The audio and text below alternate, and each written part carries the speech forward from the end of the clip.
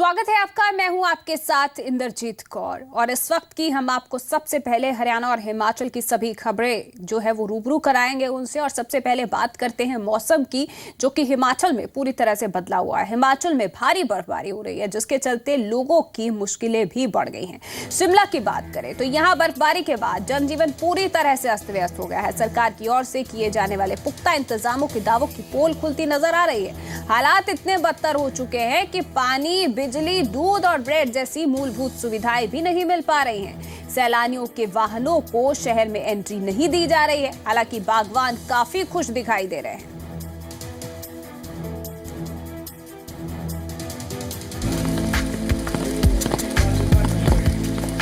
हिमाचल की राजधानी शिमला समेत कई इलाकों में हो रही बर्फबारी से जहां सैलानियों के चेहरे खिले हुए हैं, वहीं स्थानीय लोगों की मुश्किलें बढ़ गई हैं। बिजली के टावर गिर गए हैं, तारों पर बर्फ जम गई है। बर्फ जमने की वजह से रास्ते बंद हैं और दुकानें भी बंद हैं, जिसका स्थानीय लोगों की दिनचर्या पर खासा असर पड़ रहा है। चारों तरफ बर्फ ही बर्फ है, रास्ते बंद हैं, 2 दिन से बिजली नहीं है, पानी नहीं है, टंकियां जाम है, पाइप जाम है और जो डेली नीड्स होती थी, दूध, ब्रेड, ये सब चीज़ें ये तो कल से बंद है।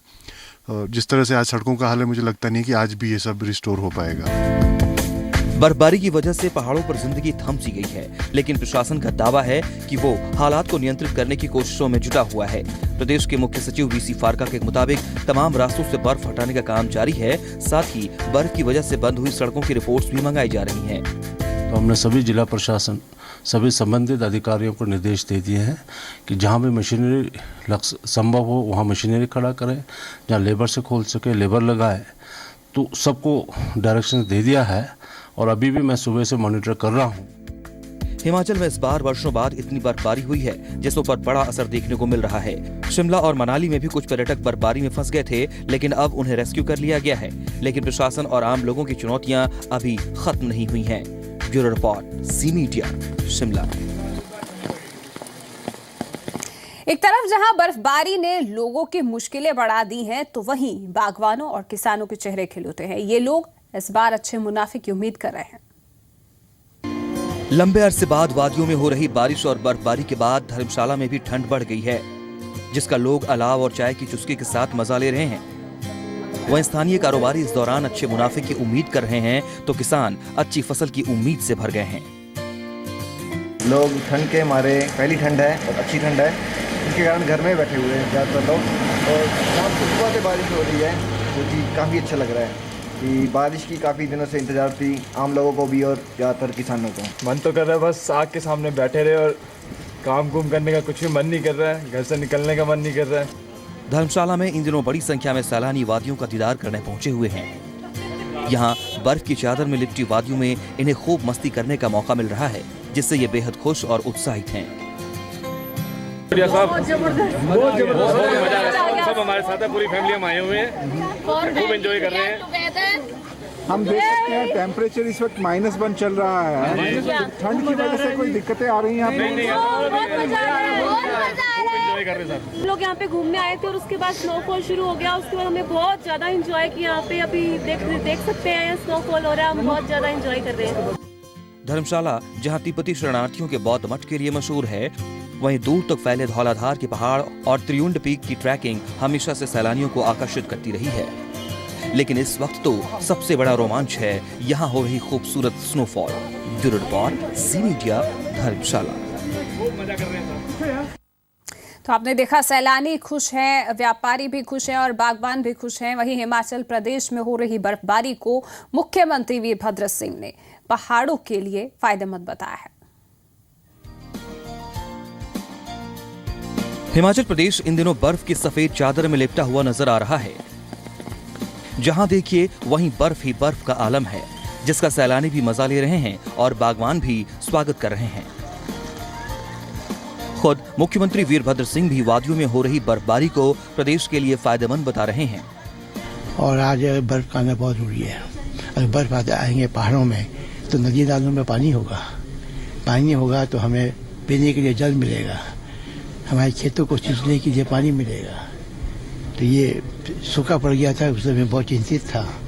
मैं चाहता हूँ कि और भी खूब बर्फ गिरे, ताकि प्रदेश के अंदर जो हमारे नदी नाले हैं उनमें पर्याप्त मात्रा में पानी जो है वो हमें प्राप्त हो। वहीं बर्फबारी के दौरान सैलानियों को हो रही दिक्कतों के बारे में प्रदेश के मुख्य सचिव वीसी फारका का कहना है कि इसके लिए पर्यटकों से सावधानी बरतने की अपील की जा रही है। साथ ही तमाम जिलों के प्रशासन को भी अलर्ट पर रखा गया है। वैसे तो ये बर्फ़ काफ़ी समय के बाद पड़ी और हम सबको इसको वेलकम करना चाहिए। ऐसे उसमें मौसम में थोड़ा बहुत सबको असुविधा होती है, इसको हम सबको मिलजुल कर राइट स्पिरिट में लेना चाहिए, ताकि इससे हमें बहुत फ़ायदा ज़्यादा है। 1-2 दिन की कठिनाई तो कोई भी सह सकता है। सूबे के मुखिया वीरभद्र सिंह जहां बर्फबारी को फायदेमंद बता रहे हैं और स्थानीय लोगों को इसकी आदत होने की बात कह रहे हैं, वहीं प्रदेश के मुख्य सचिव भी इसे पहाड़ों के लिए सुखद बता रहे हैं। लेकिन जरूरी ये भी है कि इसके दुष्परिणामों से निपटने के मुकम्मल इंतजाम हो। ब्यूरो रिपोर्ट, जी मीडिया, शिमला। तो बर्फबारी जिसका इंतजार सिर्फ सैलानियों को ही नहीं बल्कि स्थानीय लोगों को भी हिमाचल में रहता है। वहां देखते हैं कि अभी इस वक्त किस तरह का मौसम है। ज्यादा जानकारी के लिए हमारे साथ जी मीडिया संवाददाता विशाल द्विवेदी शिमला से जुड़ चुके हैं। विशाल, सबसे पहले मैं चाहूंगी कि आप हमारे दर्शकों को मौजूदा तस्वीरें दिखाइए और क्या इस वक्त भी बर्फबारी हो रही है, लोग कैसे इसका मजा ले रहे हैं? जी इंदर, अगर हमारे कैमरामैन आपको पैन करके दिखाएं, हम इस समय शिमला के रिज मैदान में हैं और जैसे कि तस्वीरें अपने आप बयान कर रही हैं कि यहाँ जो पर्यटक हैं वो काफ़ी भारी संख्या में आए हैं। देश और विदेश के कोने कोने से यहाँ पे आए हैं, क्योंकि शिमला जो खूबसूरती है वो अपने सभी,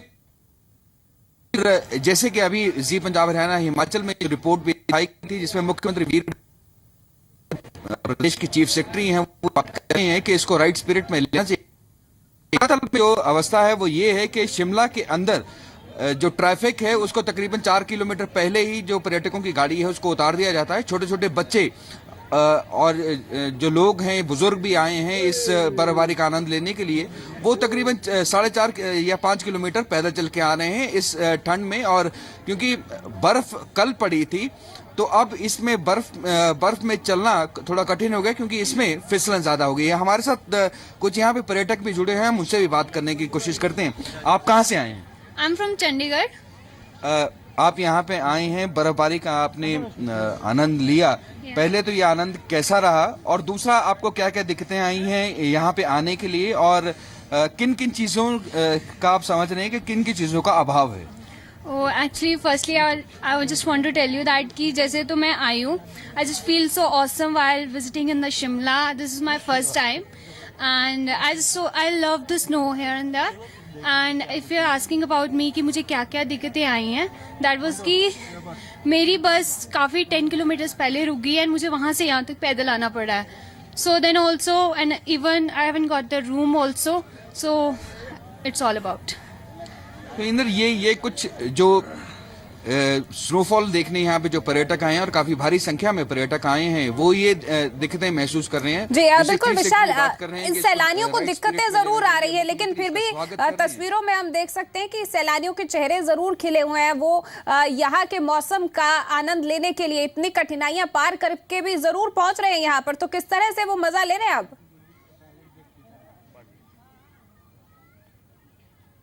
जैसे अगर हमारे कैमरामैन आपको पैन करके दिखाएं, ये जो रिज मैदान के में देख सकते हैं कि इसमें हर एक उम्र वर्ग के जो लोग हैं वो यहाँ पे आए हुए हैं। कुछ सेल्फीज अपनी ले रहे हैं, कुछ अपने दोस्तों के साथ डांस कर रहे हैं। बेशक कोई भी म्यूजिक नहीं है पर वो डांस जरूर कर रहे हैं। कुछ इकट्ठे हुए हैं, कुछ शाम का प्रोग्राम बना रहे हैं कि शाम को अगर रूम नहीं मिला तो वो कैसे, जो उनका इटनरी रहेगा, जो उनका प्लान रहेगा वो कैसा रहेगा। जैसे कि ये तस्वीर ही अपने आप में दिखा रही है कि कुछ लोग बैग लेके भी साथ ही आए हैं कि अगर रूम नहीं मिला तो वो अपना बैग लेके वापस चले जाएंगे। पर जो और हमारे साथ यहाँ पे एक और पर्यटक हैं जो हमारे जरिए एक बात पहुंचाना चाह रहे हैं। जी बोलिए। देखो, सबसे बड़ी प्रॉब्लम तो हमें, हालांकि तीसरी बार आया हूँ मैं यहाँ, बस सबसे बड़ी बात प्रॉब्लम यही लगी कि नंबर के तो होटल बहुत महंगे मिले। चलो कोई बात नहीं, महंगे मिले, वहाँ बिल्कुल भी लाइट की वो नहीं हुई, और तो उन्होंने कैंडल भी देने से इनकार कर दिया, क्योंकि कैंडल भी नहीं है हमारे पास। जो रूम यानी कि 2000 का था वो हमने 8000 का लेना पड़ा। तो इंदर, ये कुछ धरातल की सच्चाइयां हैं जो अभी उभर के सामने आ रही हैं। जी बिल्कुल। हालांकि थोड़ी मुश्किलें जरूर इस बार सैलानियों को पेश आ रही हैं, जिनके वो दुरुस्त करने की भी मांग कर रहे हैं, लेकिन इतना जरूर है कि बर्फबारी का मजा लेने के लिए प्रकृति की गोद में शिमला में अभी भी सैलानियों की आमद लगातार जारी है। अब आगे बढ़ते हैं, अगली खबर का रुख करेंगे। फरीदाबाद नगर निगम और भिवानी परिषद के लिए वोटिंग प्रक्रिया पूरी हो चुकी है। शाम 5 बजे तक फरीदाबाद में 74% तो भिवानी में 76% वोटिंग दर्ज की गई है। आज रात 8 बजे तक दोनों के नतीजे घोषित कर दिए जाएंगे। इन चुनावों में पहली बार निगम में ईवीएम पर नोटा का इस्तेमाल हुआ है। इस चुनाव में 40 वार्ड के लिए 891 मतदान केंद्रों पर करीब 10 लाख मतदाताओं ने अपने वोट हक का इस्तेमाल किया है। चुनाव में कुल 334 प्रत्याशी अपना भाग्य आजमा रहे हैं। वहीं भिवानी में नगर परिषद के लिए 31 वार्डों से 216 उम्मीदवार अपनी किस्मत आजमा रहे हैं। आपको बता दें कि फरीदाबाद और भिवानी में वोटिंग प्रक्रिया पूरी हो चुकी है। आज फरीदाबाद नगर निगम और भिवानी परिषद के लिए वोटिंग होनी थी और शाम 5 बजे तक फरीदाबाद में 74% वोटिंग दर्ज की गई है, तो वहीं भिवानी में 76% वोटिंग दर्ज की गई है। फरीदाबाद से ज्यादा जानकारी के लिए हमारे साथ जी मीडिया संवाददाता विनोद मित्तल फोन लाइन पर जुड़ चुके हैं। विनोद, तो 74% मतदान दर्ज किया गया था 5 बजे तक, इसके बाद कोई और अपडेट हुआ है उस पर? मैं आपको बिल्कुल बताना चाहूंगा, 74% जो मतदान आप कह रहे हैं ये अभी अप्रोक्सीमेट मतदान है जी। क्योंकि अभी बहुत सारे मतदान केंद्र ऐसे हैं जिन पर वोटिंग के लिए भारी भीड़ लगी हुई है। जो एग्जैक्ट फिगर है मतदान की वो 6:30 बजे और 6:15 बजे के बीच आ पाएगी, लेकिन माना यही जा रहा है कि 74% मतदान हुआ है। सुबह कम था लेकिन दोपहर बाद इतना मतदान बढ़ता ही चला गया। कुछ एक वार्ड ऐसे हैं, इनमें 40 वार्डों में 1 नंबर 2 नंबर जिनमें सर्वाधिक मतदान हुआ है। 1 नंबर में 72, अकेले 1 नंबर में 72% मतदान हुआ है, जबकि 9 नंबर में 74% मतदान हुआ है। इस तरह के और भी वो है वार्ड जिनमें मतदान हुआ है। अब 6 बजने वाले हैं और 6 बजे काउंटिंग शुरू हो जाएगी और ये काउंटिंग उन्हीं बूथों पर होगी जहां पर मतदाताओं ने पोलिंग की थी। जी, बहुत बहुत शुक्रिया विनोद आपका इस तमाम जानकारी के लिए। तो अभी तक पूरी तरह से आधिकारिक फिगर्स हैं वो सामने नहीं आ पाए हैं, पूरी अपडेट्स आपको लगातार देते रहेंगे। फिलहाल जान लेते हैं कि भिवानी की तस्वीर क्या है। भिवानी से हमारे साथ फोन लाइन पर जी मीडिया संवाददाता नवीन जुड़ चुके हैं। नवीन, भिवानी में कितने फीसदी वोटिंग दर्ज की गई अब तक? इसके बारे में बताना चाहूंगा, जो नगर परिषद का जो चुनाव था 76 के लगभग जो वोटिंग यहाँ पे एग्जैक्ट बताई जा रही है। और वही बात की जाए तो जो शांतिपूर्ण ढंग से जो चुनाव प्रक्रिया पूरी कर ली गई है और 6 बजे तो आधिकारिक पुष्टि है, 6 बजे के बाद की जाएगी। 216 उम्मीदवार अपनी किस्मत आजमा रहे हैं।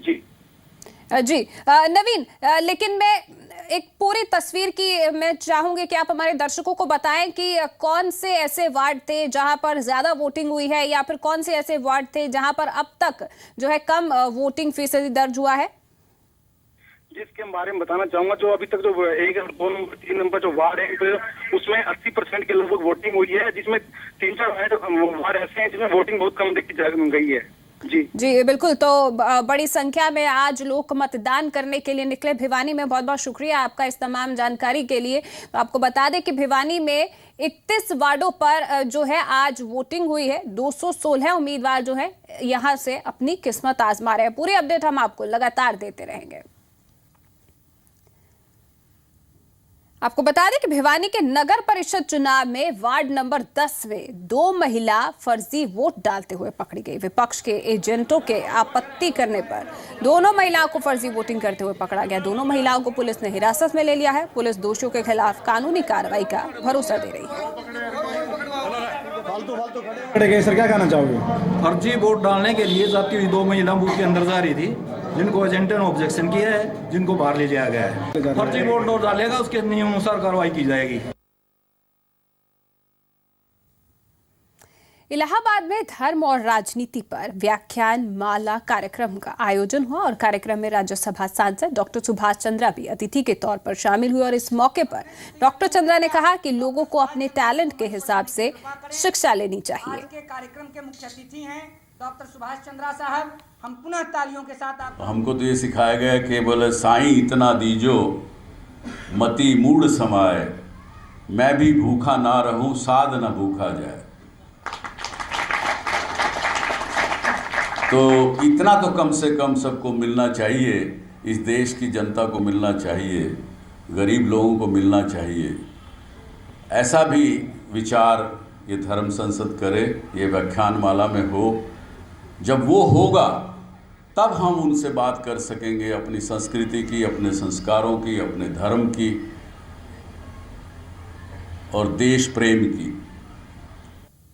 आपको बता दें कि जी पंजाब हरियाणा हिमाचल ने हमेशा जन सरोकार के मुद्दों को प्रमुखता से उठाया है। किसानों के साथ जुड़े हर मामले को जी पंजाब हरियाणा हिमाचल ने बड़ी ही संजीदगी के साथ उठाया।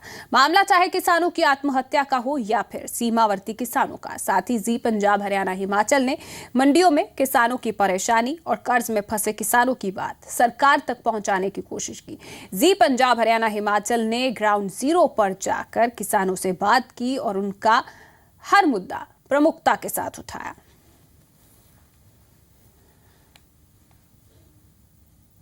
और अब बारी हमारे आज के सवाल की। आज का सवाल है कि रेव पार्टी दिल्ली में होती है, पंजाब को बदनाम किया जाता है। क्या आप विजय सांपला के इस बयान से सहमत हैं? हाँ के लिए टाइप करें ZPHS स्पेस दीजिए Y और ना के लिए टाइप करें ZPHS स्पेस दीजिए N और अपने जवाब 57575 पर SMS कर दीजिए। आपकी राय शाम 7 बजे डायरेक्ट विद दिनेश में दिखाएंगे। आपको बता दें कि जी पंजाब हरियाणा हिमाचल हमेशा सच की आवाज उठाता है, सच की बात दिखाता है और हमारी कोशिश हमेशा ग्राउंड जीरो से जन सरोकार के मुद्दे, खबरें और सिस्टम की खामियां सच के साथ दिखाने और बताने की होती है। और यही भरोसा जी पंजाब हरियाणा हिमाचल को नंबर 1 न्यूज चैनल बनाता है। फिलहाल के लिए इतना ही, इजाजत दें, धन्यवाद।